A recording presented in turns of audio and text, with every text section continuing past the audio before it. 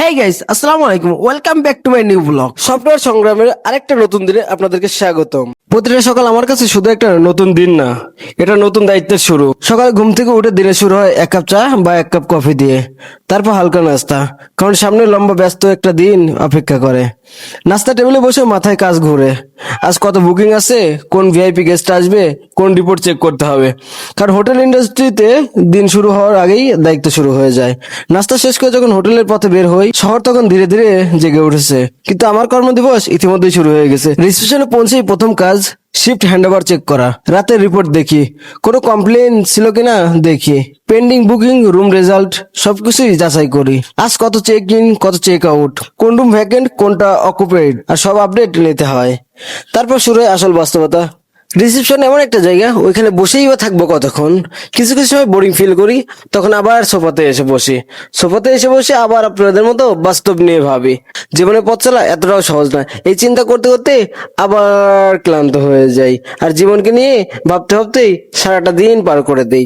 ব্যক্তিগতভাবে আপনাদেরকে একটা সাজেশন দেই, যে আপনার যদি কখনো প্রফেশনে ঢোকেন, তাহলে তো প্রথমে আপনার শিডিউলটা ঠিক করে নেবেন, যে আপনার রাইট শিডিউল কোনটা।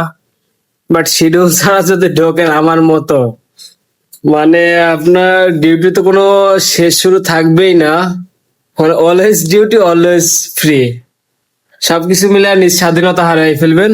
নিজের ব্যক্তিত্ব কোনো স্বাধীনতা থাকবে না। এখন বাজে দুপুর 1:39। এখন রেস্টের টাইমও বলা যায়, আবার লাঞ্চের টাইমও বলা যায়। এখন গোসল করবো, গোসল শেষ করে আবার খাওয়া দাওয়া করবো, খাওয়া দাওয়া করে আবার সেই রিসেপশন। এখানে বসে থাকবো, বসে থাকতে থাকতে বোরিং ফিল করি, আর যখনই বোরিং ফিল করি তখনই আপনাদের মাঝে আবার ফিরে আসি। গোসল শেষ করে যখন ছাদে উঠি কাপড় শুকাতে দিতে, মনে হয় দিনের মাঝেও একটু বিরতি নিলাম। হালকা বাতাস বইছে, রোদটা নরম হয়ে চারপাশে ছড়িয়ে আছে, আকাশটা পরিষ্কার। ছাদে দাঁড়িয়ে কাপড় মেলতে মেলতে অনেক সময় মনে হয় সাধারণ কাজগুলোর মধ্যেও কত শান্তি লুকিয়ে থাকে। কাপড় শুকাতে দেওয়া শুধু একটা কাজ না, এটা যেন একটা প্রকৃতির সাথে সময় কাটানো।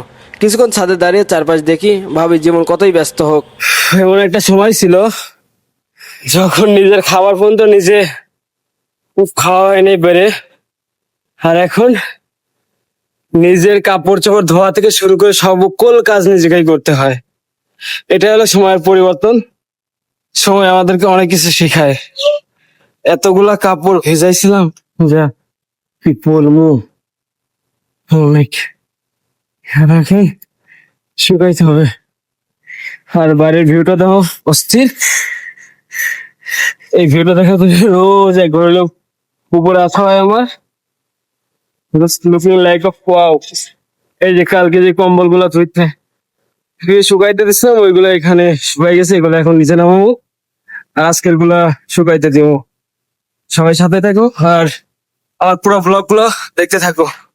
So take care. আমি আমার কাপড় গুলো শুকাইতে দিই। এইগুলো কালকে ভিজাইছিলাম, কালকে ধুয়ে দিয়েছিলাম, আজকে এগুলার নিচে নিতে হবে। পুরা গায়ের অবস্থা, এগুলো এখন আবার ভাঁজ করতে হবে সবগুলা।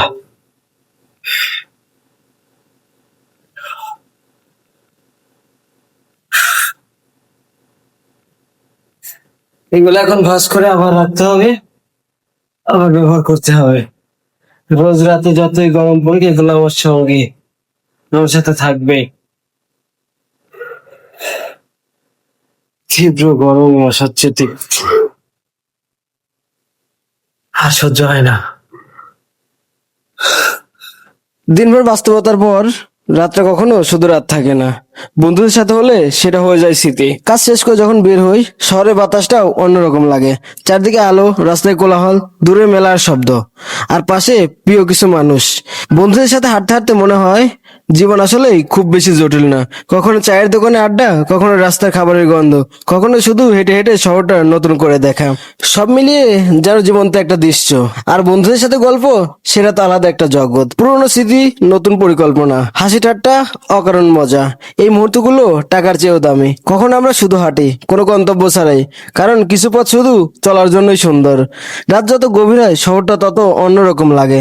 লাইটের ঝলমলে রাস্তা, দূরের শব্দ, মেলার উচ্ছ্বাস, সবকিছু মিলিয়ে মনে হয় জীবনকে ছুঁয়ে দেখা যাচ্ছে। বন্ধুদের সাথে ঘুরে বেড়ানো শুধু সময় কাটানো না, এটা ক্লান্তিকে ভুলে থাকা, এটা বেঁচে থাকার আনন্দ। দিনে দায়িত্ব থাকে, চাপ থাকে, কাজ থাকে, কিন্তু রাতে বন্ধুদের সাথে এই ছোট্ট ছোট্ট মুহূর্তগুলো জীবনকে ব্যালেন্স করে দেয়। রাত বাজে অলমোস্ট 12টা সামথিং, 12টা 18। ডিউটি এখনো ডিউটিতে বসে থাকা বা ডিউটি আমারও। এই যে দুধ কই গেল পোলাপান, সাপড়ি পোলাপান। সরি, এগুলোয় বসবাস করি। এই যে ইটস মাই রিসেপশন, এখানে অলওয়েজ বসে থাকি। আর এখন পায়ের উপরে পা তুলে দিই, সোফাতে শুয়ে আছে। মায়ের তো তাই। This is lava. This is বড় লাওয়ালা ব্লগ। ওই যে লাওয়ালা ব্লগ। তাহলে আপনারা এখন দেখেন রাত বাজে 3টা 12, এখনো চোখে ঘুম নাই। এই জীবন কেমন যে কাটতেছে কিছুই বুঝি না। তো যারা আমার এই পুরো ব্লগটা দেখলেন তাদেরকে অসংখ্য ধন্যবাদ। আমার ইউটিউব চ্যানেল থেকে দেখলে ইউটিউব চ্যানেলটা সাবস্ক্রাইব করবেন এবং ফেসবুক পেজ থেকে দেখলে পেজটা ফলো করবেন। সবাই ভালো থাকবেন, সুস্থ থাকবেন। আজকের ব্লগটা এই পর্যন্তই। না, গুড নাইট।